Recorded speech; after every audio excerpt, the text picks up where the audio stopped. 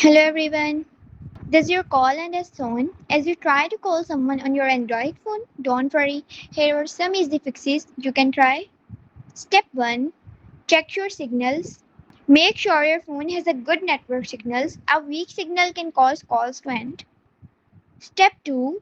Refresh the network. Turn airplane mode on. Wait a few seconds, then turn it off. Step 3. Check your SIM card. Make sure your SIM card is inserted properly. You can also try the SIM card is another phone to check it works. Step 4. Restart your phone. Restart your phone, then try making a call again. Step 5. Check call settings. Go to settings, network and internet, SIMs, and make sure your SIM is turned on. Step 6. Reset network settings.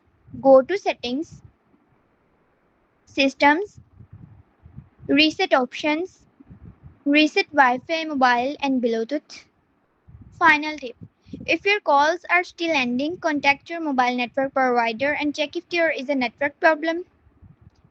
And that's it. These steps should help fix the call ended problem on your Android phone. Like, subscribe and share for more easy Android tips.